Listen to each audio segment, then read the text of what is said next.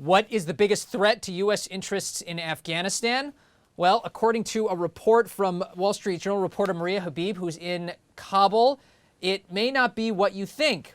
First, I want to read a quote from Maria's story before we get to her. This comes from a high-ranking official in the Afghanistan presidential palace. Iran is the real influence here. With one snap of their fingers, they could mobilize 20,000 Afghans. This is much more dangerous than the suicide bombers coming from Pakistan. Maria, good morning. Or I should say good evening. Good evening. How are you? We're good. So, another tidbit from your story. Afghanistan President Hamid Karzai gets $1 million euro suitcases from the Iranians. What is Iran up to in Afghanistan?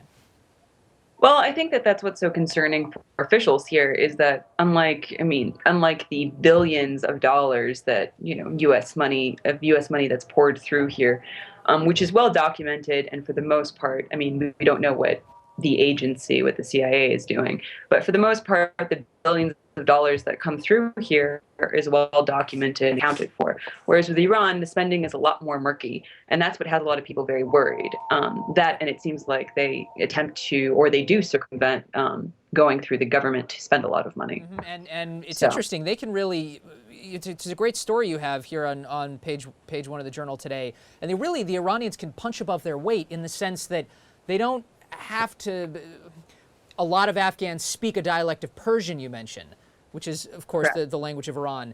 Iran provides electricity to Western Afghanistan. Millions of Afghanis work in Iran. A large majority of Afghanis are Shiite, which is the religion of the branch of Islam that is dominant in Iran. So, really, what is the ultimate threat here? Iran, why are they focusing their attention so much, I guess I should ask first, on Afghanistan? Well, first of all, I guess Iran has every right to be concerned about what's happening in Afghanistan because they share a very long and porous border. The majority of drugs that come from Afghanistan are, not the majority, but a huge chunk of them are smuggled into Iran, and Iran has a huge problem trying to wean its population off of opium. And then also the Taliban, there was, a lot of tension between the Iranian government and the Taliban regime before the U.S. kicked it out. But I guess Iran is more incensed about the fact that the U.S. is basically trying to disable its nuclear program.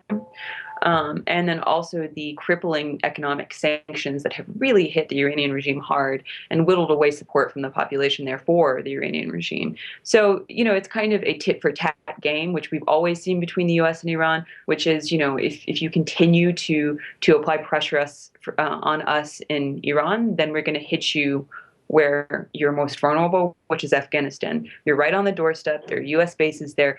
We're going to really hit your mission hard here and make it a very humiliating withdrawal once you have to leave in 2014. Especially if it's a real threat. If we ever had to attack, or we decided to attack Iran's nuclear facilities, they could make our lives a lot harder in Afghanistan, even though they can't really attack us directly. Maria, thank you so much for joining us this morning.